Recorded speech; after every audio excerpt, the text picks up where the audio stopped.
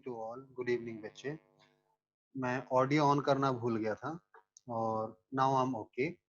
अभी हम बिल्कुल ठीक हैं, तो हम अपने टॉपिक पर चलें फटाफट। समय हमारे पास कम है क्योंकि हम दोबारा से कर रहे हैं सारी चीज़ें, ठीक है ना। तो आप कह सकते हैं एक तरीके से रिवीजन हो गया आपका, जिन बच्चों ने दोबारा पहले कर रखा है सारा, और कुछ बच्चे हैं जिन्होंने अभी स्टार्ट किया है तो उनके लिए वन टाइम हो गया। ठीक है, आइए मैं आपको अपने टॉपिक पर ले चलूँ। एक सेकेंड मुझे दीजिएगा आप। सही है।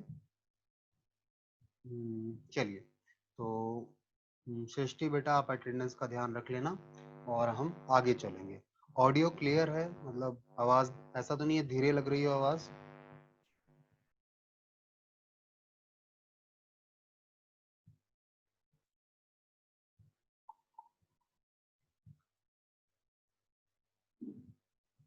हाँ जी बेटा, ऑडियो क्लियर है या नहीं है, मुझे बताइए एक बार। Yes sir. ठीक है। एक्चुअल में क्या है ना, हमारी जो ऑनलाइन क्लासेस होती है उसमें मेजोरिटी बच्चों की प्रॉब्लम होती है कि सर ऑडियो बहुत कम है। अब ऑडियो कम इसलिए है बेटा क्योंकि 3-4 साल से ऑनलाइन पढ़ा पढ़ा कर ना गले में पेन रहने लग गया, दर्द रहने लग गया है। तो मैं थोड़ा धीरे बोलता हूँ, कोशिश करता हूँ। ठीक है, आइए। क्योंकि अब पढ़ाते पढ़ाते पता लगे गला ही नहीं रहे तो भी समस्या हो जाएगी। तो आइए, हमने फ्यूल के प्रिंसिपल्स ऑफ मैनेजमेंट के बारे में डिस्कशन स्टार्ट किया था लास्ट क्लास में, ठीक है ना। हमने आपको कुछ बैकग्राउंड भी दिया था यहाँ पर कि हेनरी फ्यूल का बर्थ ईयर वगैरह बताया था, छोटी मोटी कुछ चीजें बताई होंगी, आई रिमेम्बर। ठीक है, तो देखिए जी, मैंने आपको लास्ट क्लास में बताया था कि जो हेनरी फ्यूल हैं,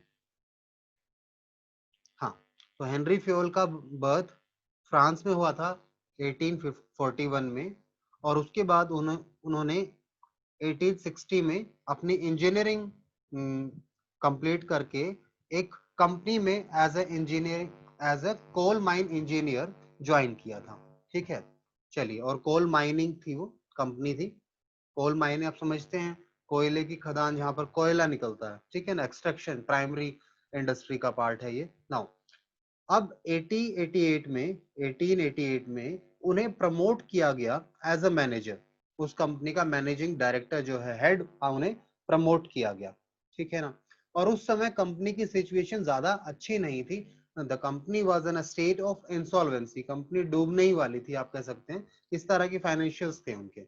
now he accepted the challenge. अब देखिए, ऐसी कंपनी जो डूबने वाली है, उसका मैनेजिंग डायरेक्टर बनना मतलब खामखा कुएं में कूदने के बराबर है कि कंपनी तो डूबने वाली है, नाम क्यों खराब करते हो अपना। ठीक है, तो इन्होंने वो चैलेंज एक्सेप्ट किया और अपनी मैनेजेरियल टेक्निक्स को वहां पे अप्लाई किया और कंपनी को उस सिचुएशन से निकाला सक्सेसफुली, अच्छे से, मतलब मैनेज करके कंपनी को अच्छे पोजीशन पर लेकर आ गए वो। ठीक है, 30 साल बाद वो रिटायर हुए, ठीक है ना। और उस समय जब कंपनी रिटायरमेंट के समय जब वो कंपनी से रिटायर हुए, उस समय वो कोल कंपनी लीडिंग कोल स्टील कंपनी बन चुकी थी। वो पहले केवल कोल कंपनी थी, अब जाकर कोल एंड स्टील दोनों का वो काम देख रही थी। ठीक है, और फाइनेंशियल बैकग्राउंड भी कंपनी का काफी स्ट्रॉन्ग हो चुका था। So these were the techniques.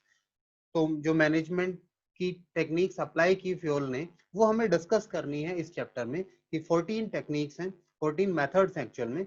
तो वो 14 प्रिंसिपल्स जिन्हें कहा गया है, उनको हम देखेंगे वन बाय वन कि क्या प्रिंसिपल्स उन्होंने अप्लाई किए इस कंपनी में, because of which company move from that insolvency state to that successful leading company in the.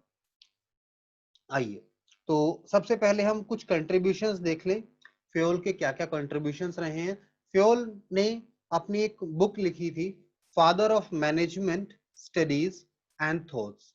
ठीक है, एक बुक आई थी उनकी, उसके लिए वो काफी फेमस रहे। उसके अंदर उन्होंने क्लियर डिस्टिंक्शन करके बताया है टेक्निकल एंड मैनेजेरियल स्किल्स में। देखिए, टेक्निकल स्किल्स अलग होती हैं आपकी, मैनेजेरियल स्किल्स अलग होती हैं।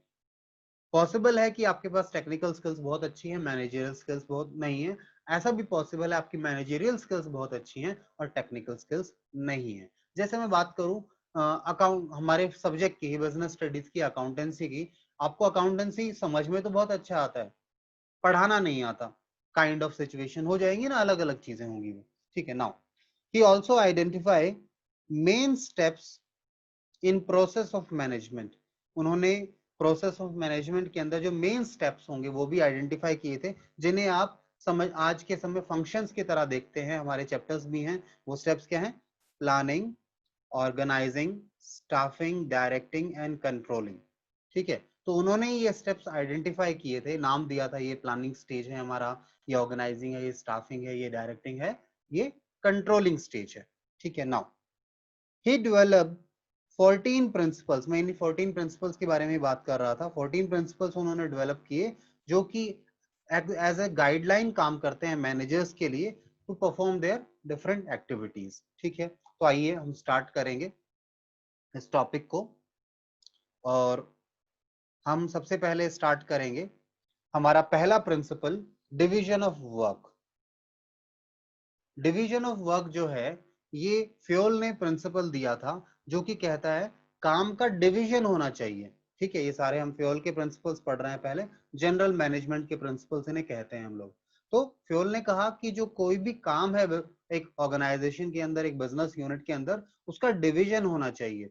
ठीक है, पूरे ऐसा नहीं होना चाहिए सारे काम एक ही इंडिविजुअल कर रहा है। दो सोल प्रोपराइटर सारे काम खुद करता है, बट जैसे जैसे बिजनेस का स्केल बढ़ता है तो हमें डिवीजन करना पड़ता है। अब डिवीजन करना क्यों जरूरी है? डिवीजन इसलिए करना जरूरी है क्योंकि एक इंडिविजुअल अकेला उसे करेगा ना, तो वो उसे पूरा नहीं कर पाएगा, उसकी एफिशिएंसी नहीं आएगी, इफेक्टिवनेस नहीं होगी उसमें। ठीक है, सो ये प्रिंसिपल कहता है whole work must be divided into small task. जो पूरा काम है ना एक ऑर्गेनाइजेशन के अंदर, उसे डिफरेंट टास्क में बांट देना चाहिए, छोटे छोटे टास्क में बांट दो।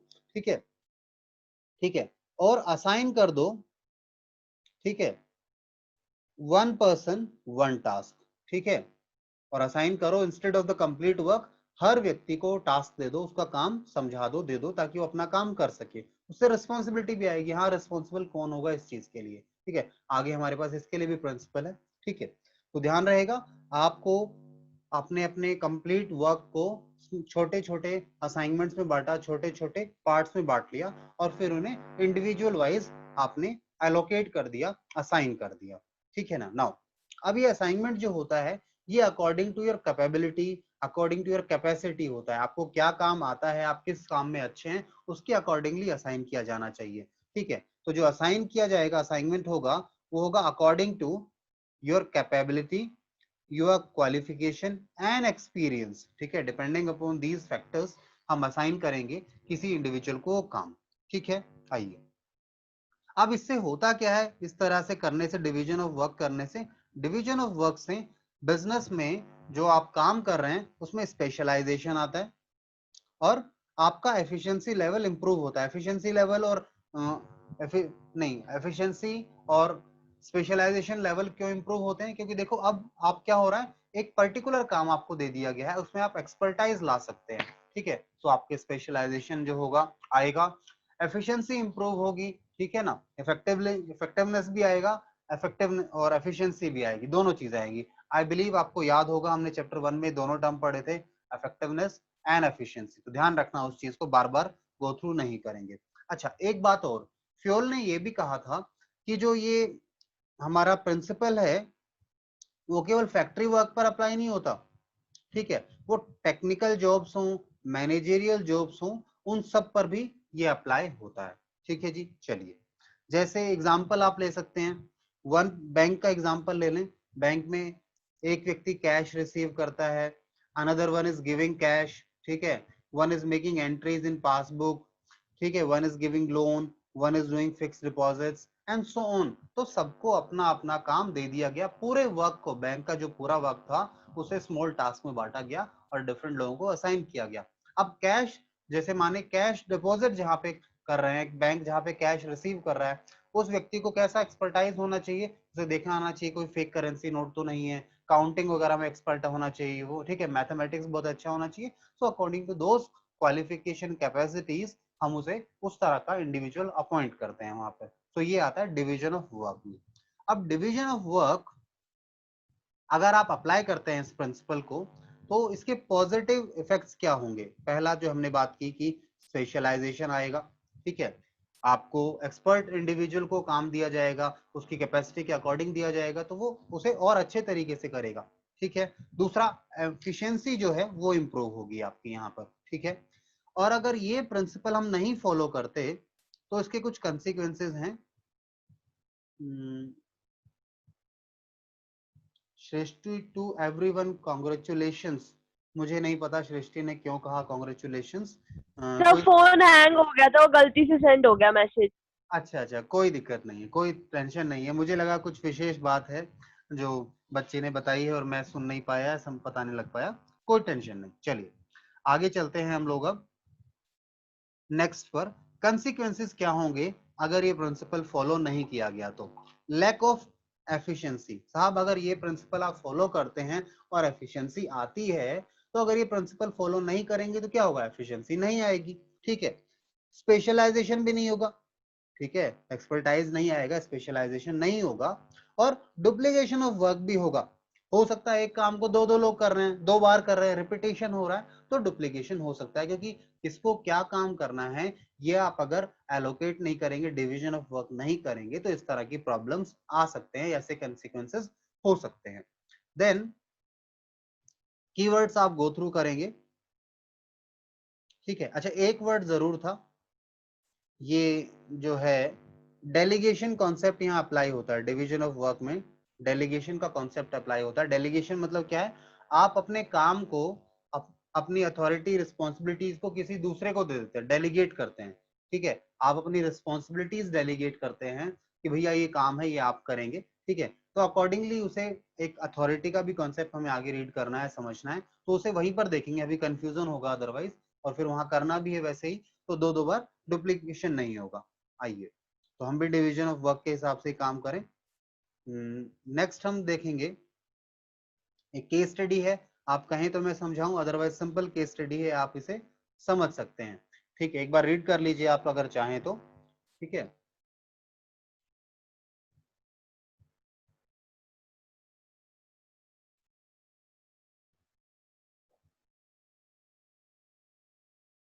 हाँ जी, मैं इसे कराऊं या आप लोग कर लेंगे इस केस स्टडी को? देखिए केस स्टडीज बहुत इंपॉर्टेंट है आप लोगों के लिए, please do working on it, ठीक है। अगर केस स्टडीज नहीं करोगे तो एग्जाम में आज के समय केस स्टडीज ही आती हैं, और बच्चा फिर वहां जाके कहता है सिंपल क्वेश्चंस को रीड करके कि सर ये तो मैंने तो सिंपल क्वेश्चन तैयार करके आया था, मैं डायरेक्ट क्वेश्चंस को प्रिपेयर करके आया था। तो केस स्टडीज हमें करनी है, ठीक है। चलिए तो आगे चलते हैं। नेक्स्ट प्रिंसिपल हमारा जो फ्योल ने दिया है, that is authority and responsibility. इसी प्रिंसिपल के बारे में हम बात कर रहे थे आपसे, तो आइए इस प्रिंसिपल को समझें, क्या है अथॉरिटी एंड रिस्पॉन्सिबिलिटी का प्रिंसिपल। चलिए तो देखिए, अथॉरिटी का मतलब अगर आपको पता हो तो अथॉरिटी का मतलब क्या होता है जी? आपके पास अथॉरिटी है किसी चीज की, यानी आपके पास पावर है किसी चीज की। पावर मतलब पावर टू टेक डिसीजंस, ठीक है जी। पावर टू टेक डिसीजन है आपके पास। अब पावर टू टेक डिसीजन आ गया, अथॉरिटी का मीनिंग आ गया। अब रिस्पॉन्सिबिलिटी का भी मीनिंग समझो। रिस्पॉन्सिबिलिटी का मतलब क्या है? आपकी जिम्मेदारी है, आपकी ऑब्लिगेशन है to complete the job assigned on time. Timely आप अपनी जॉब को पूरी करें जो आपको असाइन की गई है, इसे क्या कहेंगे जी? हम इसे कहेंगे आपकी रिस्पॉन्सिबिलिटी। अब देखिए ये दोनों चीजें ना पैरेलली चलती हैं, और फ्योल ने भी यही कहा कि अथॉरिटी और रिस्पॉन्सिबिलिटीज एक बैलेंस्ड फॉर्मेट में होनी चाहिए, बैलेंस तरीके से दी जानी चाहिए। किसी इंडिविजुअल को कोई आप रिस्पॉन्सिबिलिटी देते हैं, देखिए पहले तो ये समझें आप कि रिस्पॉन्सिबिलिटी अगर किसी की दी गई है ना, तो उसको कुछ अथॉरिटी भी देनी पड़ेगी। लेट्स सपोज मैं किसी बच्चे को कहूं कि भैया आपको हमारा ये क्लासेस का ये मॉड्यूल जो है, कोई बच्चा कोई मैसेज वगैरह करता है या इस तरह की कोई चीजें आती हैं, तो आपको उसको मॉनिटरिंग करना है, ठीक है। अब मॉनिटरिंग करना है तो उसे आपको कंट्रोलर बनाना पड़ेगा, आपको उसे एडमिन बनाना पड़ेगा, एडमिनिस्ट्रेटर बनाना पड़ेगा। मैंने काम दिया और मैं रिस्पॉन्सिबिलिटी दे दी, काम दिया यानी रिस्पॉन्सिबिलिटी दे दी, और अगर मैंने उसको अथॉरिटी यानी पावर नहीं दी, एडमिनिस्ट्रेटर नहीं बनाया, तो काम पूरा कैसे कर पाएगा? तो ये दोनों चीजें साथ साथ चलती हैं। आपकी रिस्पॉन्सिबिलिटीज के अकॉर्डिंगली आपके पास अथॉरिटीज भी होती हैं, बट अगर इनका बैलेंस ना बनाया जाए, अगर इनका बैलेंस नहीं हुआ, किसी को आपने अथॉरिटी ज्यादा दे दी, उसकी जिम्मेदारी है ही नहीं कुछ भी, तो मिसयूज करेगा पावर का। और वहीं पर किसी को आपने रिस्पॉन्सिबिलिटी दे दी है और अथॉरिटी दी नहीं, तो वो काम पूरा नहीं कर पाएगा, ठीक है। तो यही हमारा ये प्रिंसिपल कहता है अथॉरिटी एंड रिस्पॉन्सिबिलिटीज का।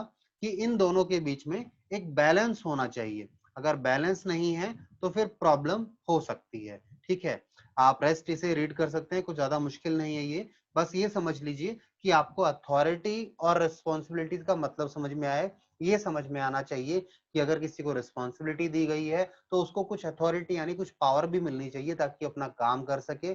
और ये भी देखा जाना चाहिए कि किसी को अथॉरिटी दी गई है तो वो अगर उसकी कोई रिस्पॉन्सिबिलिटी, कोई जवाबदेही, कोई जिम्मेदारी नहीं बनाई जाती तो वो उस पावर का मिसयूज कर सकता है। ये बात आप लोगों को क्लियर है या नहीं, ये मुझे बताइए आप। Yes sir. ठीक है, तो ध्यान यस रखिएगा, सर। फ्योल ने ये कहा है कि ये बैलेंस होना चाहिए। फ्योल ने ये नहीं कहा कि केवल अथॉरिटी हो या केवल रिस्पॉन्सिबिलिटी दे दो उसको, क्योंकि दोनों के बैलेंस के बगैर काम हो ही नहीं सकता।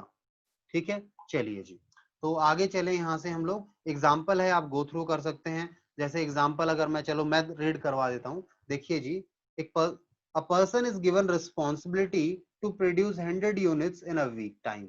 एक इंडिविजुअल को रिस्पॉन्सिबिलिटी क्या दी गई कि 100 यूनिट्स उसे प्रोड्यूस करनी है एक हफ्ते के अंदर। But he was not given authority to purchase the raw material.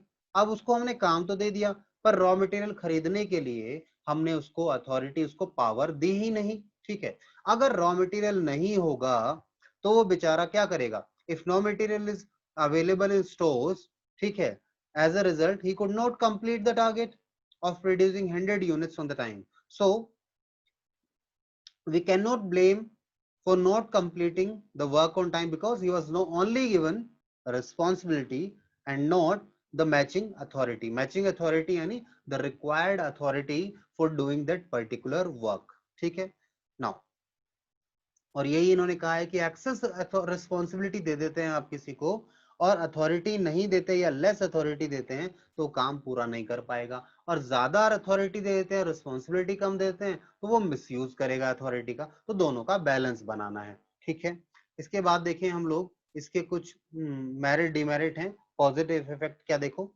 अगर पॉजिटिव इफेक्ट की तरफ देखा जाए तो अथॉरिटी रिस्पॉन्सिबिलिटी का अगर बैलेंस बनेगा तो कोई अथॉरिटी का मिसयूज नहीं करेगा। ठीक है, और अगर इन दोनों का बैलेंस बना रहेगा तो आप अपनी रिस्पॉन्सिबिलिटीज को टाइमली पूरा कर सकते हैं विदाउट एनी डिले। ठीक है, चलिए कंसिक्वेंसेस की बात करें हम लोग, तो कंसिक्वेंसेस क्या है इस प्रिंसिपल को फॉलो ना करने के, इस प्रिंसिपल के वायलेशन के। अगर आप division of authority and responsibility नहीं करते हैं, sorry balance of authority and responsibility नहीं लेकर आते हैं तो काम में डिले हो सकता है। किसी को रिस्पॉन्सिबिलिटी दे दी, अथॉरिटी दी नहीं, काम पूरा हो सकता है हो ही ना पूरा। क्यों? क्योंकि लेस अथॉरिटी मिली, बैलेंस नहीं बनाया गया। मिसयूज ऑफ अथॉरिटी हो सकता है, क्यों? क्योंकि आपको एक्सेस अथॉरिटी दे दिया, बैलेंस नहीं बनाया आपने। ओवर बर्डन फील कर सकता है कोई एम्प्लॉय, कोई स्टाफ, क्यों? क्योंकि उसकी जिम्मेदारियां बहुत हैं और अथॉरिटी उसको दी नहीं गई है। ठीक है, तो ये चीजें आ सकती हैं।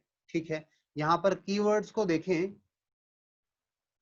तो कीवर्ड्स तो यही है that we should have a balance between all, I mean authority and responsibility, या कह सकते हैं allocation of authority as per work. जो अथॉरिटी मिलनी चाहिए वो आपका क्या क्या काम है उसके हिसाब से मिलनी चाहिए, बैलेंस बना रहना चाहिए। ठीक है, और इसके बाद चलेंगे हम लोग नेक्स्ट केस स्टडी है हमारे पास। नेक्स्ट क्या है जी? एक केस स्टडी है। केस स्टडी आप मुझे बताइए, एक बार रीड कर लीजिए, कुछ पूछना है इसमें से तो मुझे, मैं समझाऊंगा, एल्स आगे चलेंगे। देखिए प्लीज रीड।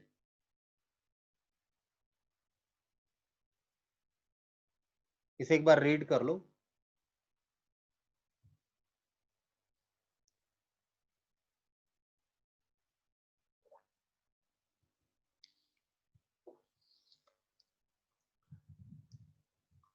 एक मैनेजर हैं, ठीक है, हमारे यहाँ पर। तो मैनेजर के लिए उन्होंने क्या बोला? Manager should have the right to punish a subordinate. Manager को देखो राइट होना चाहिए अपने सबऑर्डिनेट यानी अपने अंडर काम करने वाले एम्प्लॉय को, मैनेजर को ये राइट होना चाहिए। फॉर विलफुली नॉट ओबेइंग, अपनी इच्छा से ओबे नहीं कर रहा, जो सबऑर्डिनेट है कहता है मैं नहीं काम करूंगा, तो उसके लिए उसे पनिशमेंट मिलनी चाहिए। ठीक है, but only after sufficient opportunity, बस उसे अपॉर्चुनिटी भी तो देनी जानी चाहिए ना कि भैया उसने वो काम क्यों नहीं किया। ठीक है, मींस उसका भी ओपिनियन, उसका जो मत है वो पेश होना चाहिए, उसे भी बोलने का अधिकार होना चाहिए। ये नहीं कि बस नहीं काम पूरा नहीं हुआ तो आपको पनिशमेंट मिलेगी, ऐसा नहीं होगा। ठीक है। Now identify the principle of management highlighted here.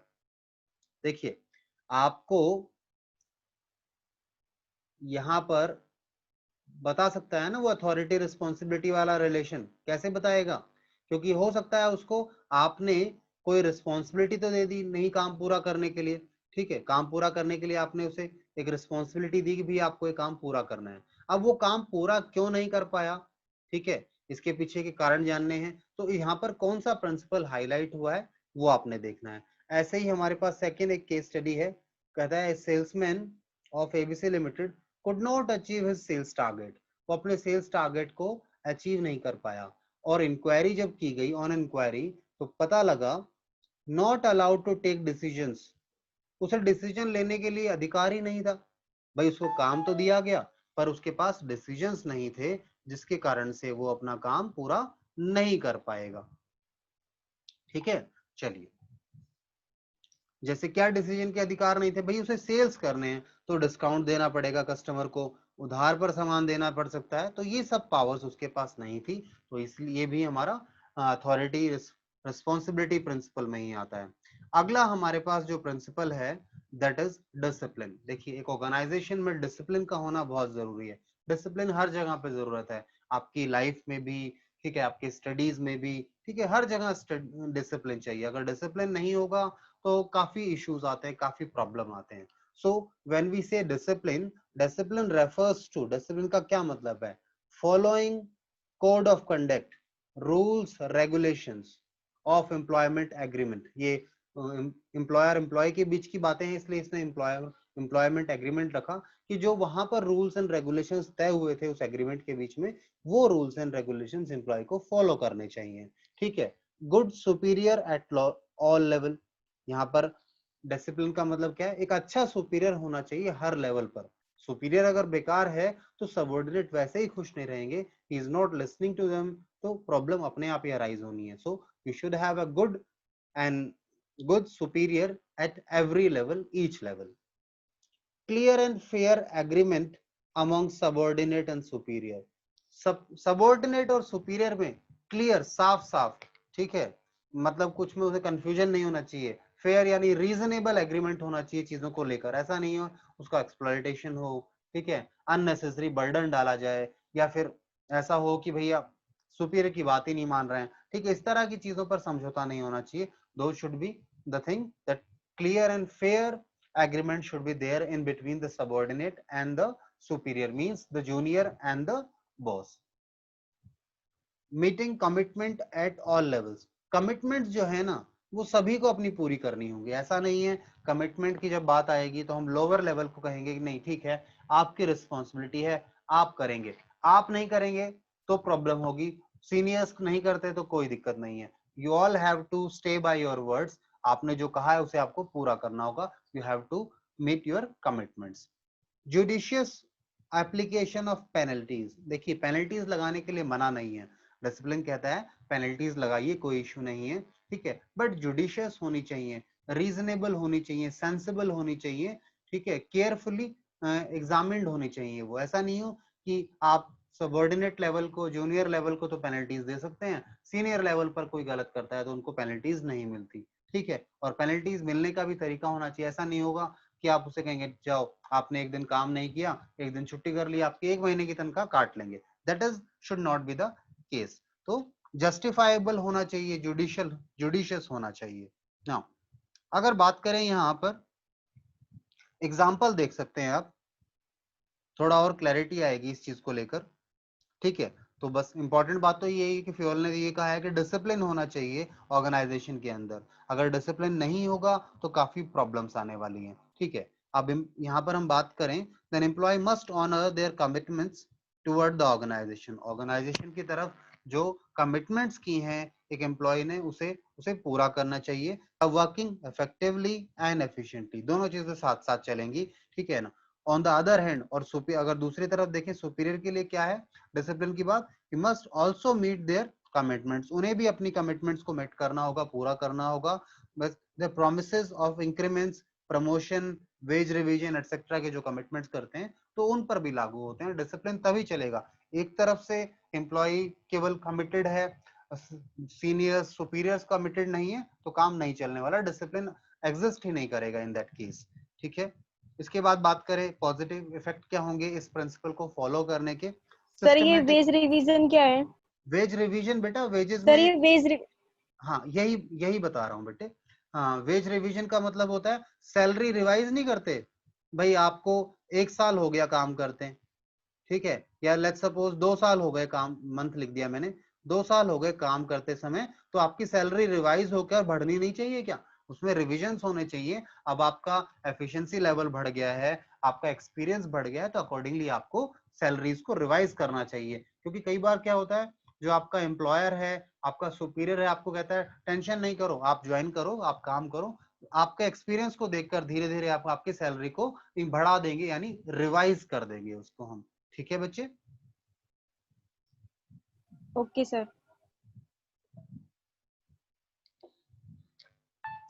चलिए जी, आगे चलते हैं हम लोग कंसिक्वेंसेस की तरफ। पॉजिटिव इफेक्ट तो हमने देखा कि सिस्टमैटिक वर्किंग होगा अगर डिसिप्लिन होगा तो, ठीक है, एफिशिएंसी भी आएगी, बिल्कुल आएगी, डिसिप्लिन में काम करेंगे सभी लोग। तो कंसिक्वेंसेस क्या है अगर इसे आप वायलेट करते हैं? तो पहला डिसऑर्डर होगा, कंफ्यूजन होगा, क्योज होगा एक ऑर्गेनाइजेशन में, ठीक है, यानी सारी चीजें इधर उधर, कुछ मैनेज नहीं हो पाएगा प्रॉपरली, ठीक है। वेस्टेज ऑफ रिसोर्सेज भी बहुत हो सकता है, डिवीजन कह रहा हूँ, डिसिप्लिन नहीं है तो, absence of discipline, delay in work due to absence of rules and regulations. अगर रूल एंड रेगुलेशंस नहीं है किसी चीज के लिए तो वर्क में भी डिले हो सकता है कि, ठीक है, डिले कैसे होगा वर्क में? भाई आपने कोई रूल एंड रेगुलेशन बनाया ही नहीं है किसी चीज के लिए, कौन सा काम कब होना है, कैसे होना है, ये कोई रूल्स एंड रेगुलेशन नहीं है, तो ऑब्वियस है डिलेज होंगे, क्योंकि सब बैठे हैं आराम से। ठीक है, अब कीवर्ड्स की बात करें, तो कीवर्ड्स की बात करें हम लोग, तो सारी ऊपर वाली चीजें हैं, कुछ नया नहीं है, तो I should not highlight any keyword as such, बस सारे कीवर्ड हैं क्योंकि ऊपर हम ये सारे गो थ्रू कर चुके हैं। कीवर्ड मतलब इंपॉर्टेंट कुछ हैं जो आपको देखने हैं। अच्छा, ये केस स्टडी आप एक बार देखिए और मुझे बताइए क्या गो थ्रू कर लेंगे? वैसे ये केस स्टडी इसी प्रिंसिपल पर बेस्ड है, तो अभी आप खुद करिए, बाद में जब भूलेंगे तब मैं कराऊंगा, क्योंकि अभी तो वैसे भी समझ में आ जाएगा सर, इसी के बाद आपने देखा है तो ये तो इसी डिसिप्लिन पर ही केस स्टडी होगी। ठीक है, चलिए इसके बाद आते हैं यूनिटी ऑफ कमांड पर। नेक्स्ट हमारा जो प्रिंसिपल है, फ्योल ने एक प्रिंसिपल दिया यूनिटी ऑफ कमांड। कमांड जो है ना, एक एम्प्लॉय को जो कमांड है, ऑर्डर्स जो हैं, वो एक तरफ से मिलने चाहिए, किसी एक इंडिविजुअल से मिलने चाहिए। ठीक है, यानी एक एम्प्लॉय के ऊपर अगर 2 बॉस हो गए तो कंफ्यूजन पैदा होंगे, वो काम सही से नहीं करेगा, वो कई बार लापरवाही भी करेगा कि एक बॉस ने ये बोला है दूसरे ने बोला है, कंफ्यूजन हो गया। ठीक है, वो कई बार ये कह देगा नहीं मैं तो अभी बिजी हूँ क्योंकि मुझे दूसरे बॉस ने काम दे रखा है। तो जो उसे ऑर्डर्स मिलने चाहिए, इंस्ट्रक्शंस मिलने चाहिए, वो एक बॉस से मिलने चाहिए। यूनिटी ऑफ कमांड का मतलब ये है कमांड जो है एक तरफ से आए, एक डायरेक्शन से ही आए। ठीक है, सो ये कहता है employee should receive orders from one superior and he should be accountable to one superior only. भाई ऑर्डर जिससे मिलेंगे, मेरी जिम्मेदारी भी तो उसी को होगी जवाब देने की। अब मेरे पास 2 बॉस हैं तो मेरी दोनों की जिम्मेदारी है, ठीक है, मैं इसको जवाब दूं या दूसरे को जवाब दूं, मैं खुद कंफ्यूज, मेरे सुपीरियर्स कंफ्यूज्ड। ठीक है, so you should have one boss. ठीक है, now if he is receiving orders from more than one boss then he will get confuse, वो खुद कंफ्यूज होगा, will not be able to understand whose orders must be executed first। उसे समझ ही नहीं आएगा किसका ऑर्डर पहले मानूं और किसका ऑर्डर मानूं या ना मानूं। ठीक है, इस तरह के कंफ्यूजन आ सकते हैं। एग्जांपल देखिए, एक हमारा एम्प्लॉय है प्रोडक्शन डिपार्टमेंट में, उसे क्या बोला गया, he is asked to slow production, उसे क्या बोला गया, प्रोडक्शन को स्लो करो to maintain quality standard by production incharge. Production incharge ने बोला साहब धीरे धीरे आराम से काम करो, क्वालिटी पर ध्यान रखना है, प्रोडक्शन वाले यही चाहते हैं। सेल्स इंचार्ज जो दूसरा है वो इंस्ट्रक्शन दे रहा है कि प्रोडक्शन को फास्ट करो, तेजी से करो, क्योंकि सेल्स तो तभी होंगे ना जब माल अवेलेबल होगा सेल्स के लिए, ठीक है, ज्यादा क्वांटिटी में, ताकि हम पेंडिंग ऑर्डर्स को मेट कर सके, पूरा कर सके। ठीक है, in this situation he will be confused as to whose instructions are to be followed, ठीक है भाई, प्रोडक्शन वालों की माने, सेल्स वालों की माने, किसकी माने, तो उसे तो ऑर्डर एक जगह से ही मिलने चाहिए, वो तो फिर घर चला जाएगा दुकान बंद करके, मतलब फैक्ट्री पे मशीन को ऑफ करेगा और घर जाएगा, तो समझ नहीं आ रहा है, वो कह रहा है भैया काम धीरे करो, ये कहता है काम जल्दी करो, तो प्रॉब्लम है, ठीक है। तो one should receive orders from one boss only and he should be accountable as well to that one person only. Positive effect क्या होंगे, कोई कंफ्यूजन नहीं होगा इन माइंड ऑफ सबऑर्डिनेट यानी जूनियर के माइंड में, ईगो क्लैश भी नहीं होगा। ईगो क्लैश से कैसे होगा, देखो सर, जब दो सुपीरियर होंगे ना, तो अगर आप सबऑर्डिनेट एक की बात मान ली तो दूसरा कहेगा अच्छा मेरी बात नहीं मानी जा रही, मेरी क्या ही मतलब हैसियत नहीं है, मेरी कोई पोजीशन नहीं है क्या बिजनेस में या कंपनी में कि जो मेरी बात ही नहीं सुन रहा है, ठीक है, ईगो क्लैश आते हैं। तो ईगो क्लैशेस भी आ सकते हैं अगर दो दो बॉस हो गए तो। Improves effectiveness and working, effectiveness आएगी जी, जब आप एक व्यक्ति की मान रहे हैं, कोई कंफ्यूजन नहीं है, तो आप अपना काम अच्छे से करेंगे, इफेक्टिवनेस आनी ही आनी है। वायलेशन अगर इस प्रिंसिपल का करते हैं तो क्या होगा, कंफ्यूजन होगा, subordinate will get chance to escape from his responsibilities, वो बोल देगा साहब मुझे तो उन्होंने काम दे रखा है, मैं अभी आपका काम नहीं कर सकता, बहाने बनाएगा, एक्सक्यूजेस देगा इस तरीके के। ईगो क्लैश भी होगा अगर ये प्रिंसिपल फॉलो नहीं करेंगे। डिसिप्लिन मेंटेन नहीं हो पाएगा ऑर्गेनाइजेशन में, डिसिप्लिन मेंटेन कैसे होगा साहब, वो कंफ्यूज्ड है बेचारा, उसे पता ही नहीं किसके ऑर्डर फॉलो करने हैं, और कंफ्यूज नहीं भी है तो हो सकता है वो मिसयूज करे इस चीज को, ठीक है, तो डिसिप्लिन आ सकता है। Then next we have is unity of direction. Unity of direction क्या कहता है जी, यूनिटी ऑफ डायरेक्शन कहता है सभी इंप्लॉइज को, सभी इंप्लॉइज को एक पर्टिकुलर डायरेक्शन में, सेम डायरेक्शन में काम करना चाहिए। We all should work in a same direction.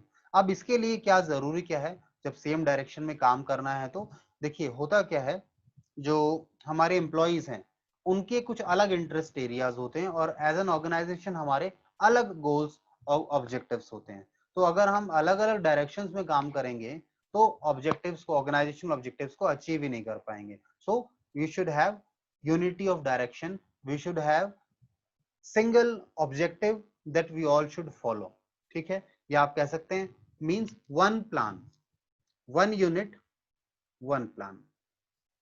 अब अगर इसका एग्जांपल लेना चाहें तो आप समझ सकते हैं, देखो हमारी ऑर्गेनाइजेशन के अंदर ना डिफरेंट डिपार्टमेंट्स होते हैं। अब उन डिफरेंट डिपार्टमेंट्स में क्या होता है, सबके अपने अपने ऑब्जेक्टिव्स हैं अचीव करने, सेल वाले को सेल टारगेट अचीव करने, प्रोडक्शन वाले को क्वालिटी मेंटेन करनी है, ठीक है ना, परचेज डिपार्टमेंट को quality goods raw material purchase करना है, सस्ते रेट पर परचेज करना है, सबके अपने अपने ऑब्जेक्टिव्स हैं।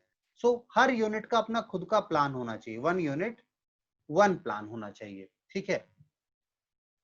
ऐसा क्यों किया गया है, so that organisation must be directed toward one direction, that is achievement of common goal, जो कॉमन गोल अचीव करना है ऑर्गेनाइजेशन ने उस पर ध्यान दे पाए। अगर ऐसा हुआ तो कोऑर्डिनेशन भी अच्छे से होगा सभी के बीच में।